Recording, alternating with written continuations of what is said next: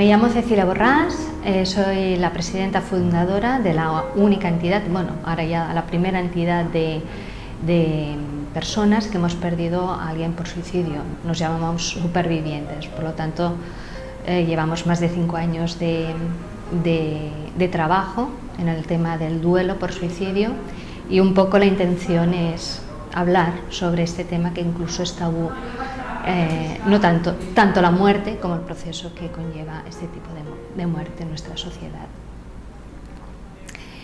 Afrontar el duelo por suicidio. Quizás a veces una imagen vale más que 1000 palabras. Todos recordamos, los que tenemos ya una cierta edad, esas sensaciones que notábamos, que veíamos, que sentíamos al ver esas imágenes en televisión. Era incredulidad, no podía estar pasando, no nos lo creíamos. Mucho dolor y sobre todo, ¿pero por qué? ¿Qué estaba pasando? No estábamos entendiendo lo que estábamos viendo por esas pantallas, que instintivamente cambiábamos de canal porque no nos lo creíamos. Estas sensaciones, pensamientos y emociones son los que normalmente una persona vive, elevadas a la enésima potencia, cuando una persona recibe la noticia de la muerte por suicidio de su persona querida, hijo, hermana, padre, hermano, esposa, etc. Incredulidad, confusión y sobre todo el porqué. Hemos de gestionar en muy poco espacio de tiempo, cuando recibimos esa noticia. Por un lado, la noticia es siempre inesperada, siempre lo es, aunque hayan habido intentos previos de muerte por suicidio, tentativas de suicidio previas, aunque nos haya avisado que lo vayan a hacer, pero siempre es inesperada. Nunca esperamos vivir ese momento. Y, como decía, el porqué de esa muerte, porque no tenemos explicación.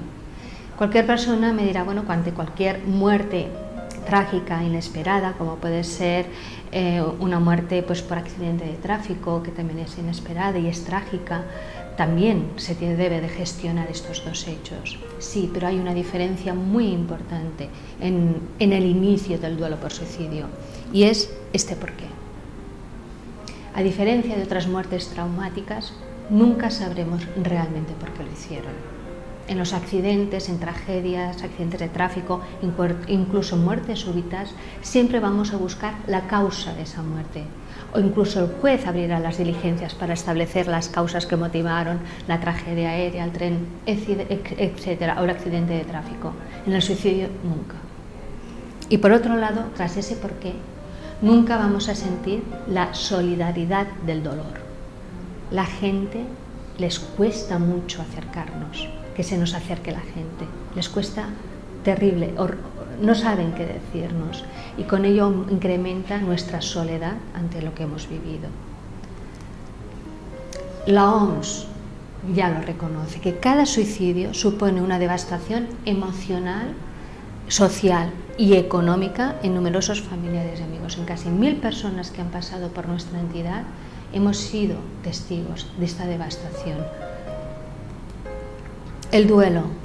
En el duelo hemos de tener que repetir, y esto insisto mucho ante cualquier foro, de que no estamos enfermos. El duelo es un proceso, no es una enfermedad, que necesitamos para adaptarnos a una nueva situación en nuestras vidas, y la intensidad y la duración del mismo dependerán en función de la magnitud de la pérdida. El acto del suicidio domina el recuerdo de esa persona. Nunca, en ningún otro momento o en otras circunstancias de la muerte, el recuerdo de esa persona estará dominado en la forma de cómo murió. Desgraciadamente, siempre vamos a recordar cómo fueron esos últimos momentos y qué influencia he tenido yo en su decisión. Y esto es lo que más va a pesar en los recuerdos de esas personas inmediatamente al saber de la muerte de ella. No si fue una buena persona, qué mala suerte, no. ¿Qué hice yo? ¿Por qué no le escuché? ¿Y si le hubiese cogido el teléfono? ¿Y si hubiese llamado antes? ¿Y si? Y estos son recuerdos que están desde el inicio, buscando esa influencia que he tenido yo en su decisión y esa pregunta que nos irá constantemente repitiéndonos en nuestro proceso de duelo deja una cicatriz que es para siempre. Evidentemente pasamos por diferentes fases del duelo en que siempre insistimos en que en las diferentes fases del duelo hemos de ser personas activas. El duelo requiere de una cierta actividad por parte del doliente. El tiempo no cura. Es lo que tú haces en tu tiempo de duelo lo que te puede ayudar a curar, a sanar o a llevar un duelo saludable. Por lo tanto, hemos de aceptar ciertas tareas que nos exige este proceso de adaptación y mucho más si se trata de un duelo por una muerte por suicidio. La fase primera es la negación, la que hablábamos, no nos lo creemos, estamos en una fase de shock, somos incapaces de llevar las actividades de la vida cotidiana, necesitamos ayuda externa, nuestra vida cotidiana queda totalmente trastocada, no dormimos, dejamos de comer, dejamos de beber, nos obligan a comer, nos obligan a beber y nos obligan a dormir, porque somos incapaces de llevarlo a cabo nosotros por nosotros mismos, y hay una habitación porque es demasiado dolorosa. No nos lo creemos, incluso semanas después aún creemos que va a entrar por la puerta, aún creemos oír su voz, aún creemos que va a volver. Hemos de decir que en algunas situaciones de muerte por suicidio no podemos ver el cadáver, el cuerpo de la persona fallecida, con lo cual esa aceptación de que esa persona no va a volver va a ser más laborioso de llegar a esa aceptación final. En la fase de la asimilación a la nueva realidad es la fase de la expresión del dolor, es donde realmente cuando hemos salido de esa fase de shock en la muerte por suicidio puede durar semanas, incluso meses en algunas personas, entramos en mostrar toda nuestra tristeza y el dolor. Es la fase que quizás se la conoce como más la depresiva, porque lloramos con más habitualidad, con más constancia, tenemos una soledad, sentimos muchísimo la soledad, porque esa ayuda que al principio se recibe en esas primeras semanas, que todo el mundo se vuelca, claro, todos los demás tienen que volver a su vida, a la normalidad, cuando nuestra normalidad se ha roto por pedazos y somos incapaces de volver a ella y nos sentimos solos, porque no podemos estar recibiendo esa atención de forma continua.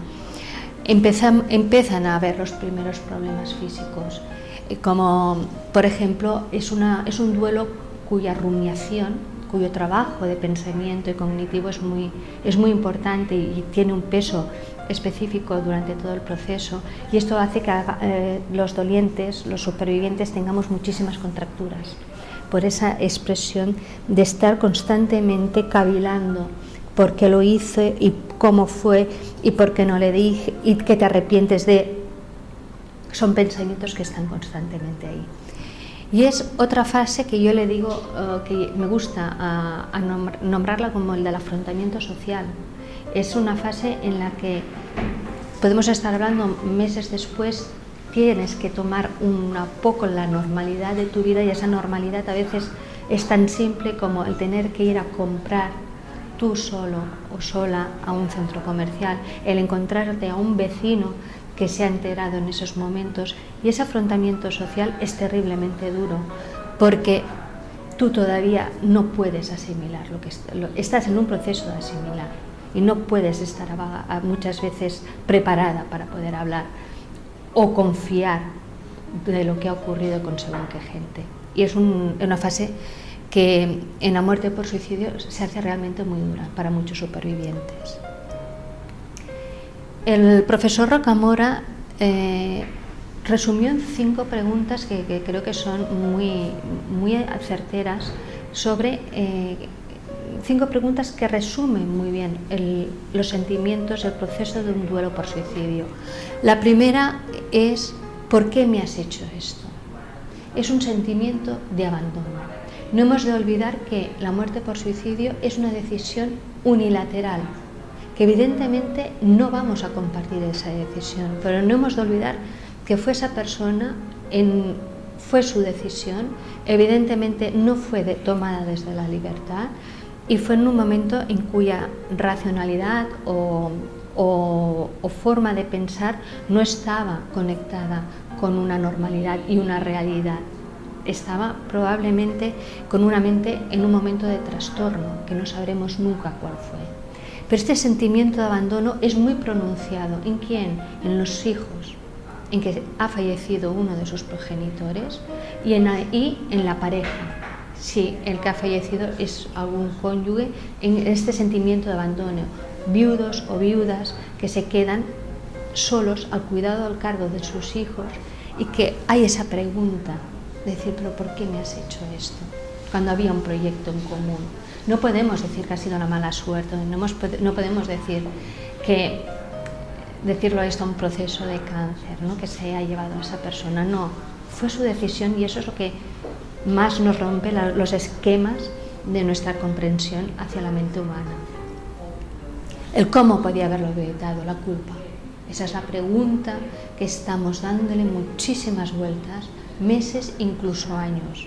Y hemos de ir con muchísimo cuidado con esta pregunta, porque siempre hay una culpa que debe ser redimida, de reconocer algunos fallos, horrores que como personas humanas que somos hayamos podido cometer, pero esta culpa a veces puede generarse tóxica en el proceso de duelo. Tenemos experiencias que esta culpa, cuando prevalece mayormente entre todos los sentimientos que vivimos, puede llegar a hacer conductas autodestructivas. Y hemos de ir con muchísimo cuidado en el manejo con este sentimiento. La tercera es: ¿qué pensarán de mí los demás? Nos avergonzamos. Morir por suicidio es una cosa que socialmente, es una muerte que socialmente no está todavía aceptada, o hay una visión que intenta ser de normalidad, porque es que es la primera causa de muerte no natural en nuestro Estado español, con casi 4.000 fallecimientos anuales. Entonces, la persona que muere por suicidio da un mensaje externo a la sociedad que es doble. Uno es: yo tenía problemas y mis familiares no han sabido ayudarme. Y la segunda y más importante es que yo tenía problemas y mis familiares no me han dado la ayuda que yo necesitaba. Este mensaje que la conducta de una muerte por suicidio da a la sociedad, a nosotros, a los familiares, a los supervivientes, a veces nos da vergüenza, porque ¿qué van a pensar de mí y de los demás? Que no lo traté, que no lo llevé, que no lo cuidé, porque es lo primero que te preguntan. Pero tú te diste cuenta, ¿no?, que estaba enfermo. Pero tú él ya lo dijo, ¿no?, que lo iba a hacer, o ella. Pero tú ya lo llevaste al médico. Te cuestionan. Y cuando te sientes cuestionado, también socialmente te sientes avergonzado, conectando con la pregunta de cómo podía haberlo evitado, con la culpa. ¿Mi familia está maldita? El estigma. Y es una pregunta que nos formulamos. A raíz de una muerte por suicidio en una familia, afloran quizás muertes por suicidios que hace muchísimos años que por tabú y estigma social se ocultaron. Y entonces es cuando alguien de más edad recuerda que el tío, que el padre, o que hace muchos años también murió por suicidio. O el temor de que vuelva a ocurrir en mis otros hijos, en mi pareja. Puede ser una conducta que se pueda... Con lo cual hay una cierta miedo a estar estigmatizados, de que esta conducta pueda repetirse dentro de nuestro entorno familiar. Y evidentemente la pregunta que tiene más peso, que es: ¿qué sentido tiene mi vida? Morir por suicidio implica que una ruptura de los vínculos afectivos, de los roles como padres e hijos, o como hermanos, o como parejas. Entonces siempre había una proyección de vida, de futuro con esa persona. Deja de tener cierto sentido en nuestra vida. Si esta pregunta no tiene respuesta, hemos de estar muy, muy alertas a que esa persona no se plantee conductas autodestructivas, hasta incluso pueda generar un duelo complicado. que entonces es cuando se necesita una ayuda profesional. Por lo tanto, de las 5 preguntas que posiblemente están en todas las fases del duelo por otros tipos de muerte, pero la culpa, la vergüenza y el estigma son preguntas, son sentimientos que son tremendamente pesados, una carga tremendamente pesada en nuestro proceso de duelo. Evidentemente la culpabilidad, como he mencionado, nos imaginamos los finales de película diferente, cómo lo podíamos saber, pero de pequeños detalles, incluso reconstruyendo biográficamente hacia atrás nuestra conducta y nuestra vida con esa persona. No se vale juzgarnos. A veces tenemos miedo del juicio que nos pueden hacer los demás, pero olvidamos que precisamente el peor juez muchas veces somos nosotros mismos. Nos enfadamos con la persona. A veces hay en esas fases iniciales hay una cierta rabia hacia ese enfado. ¿Por qué? Por ese sentimiento de abandono, por esa despedida que no hubo. No, yo no me pude despedir de ti, no me has dado opción de ayudarte. Incluso en personas que habían obtenido la promesa que no lo volverían a intentar hacer y lo vuelven a hacer. Es una palabra que incluso ahora ya cada vez me doy cuenta que menos, pero se ha evitado mucho nombrar la palabra suicidio. Es una palabra que cuesta, es muy difícil decir, no, es que se murió por suicidio. Es más fácil decir se murió por un infarto, se murió por un accidente.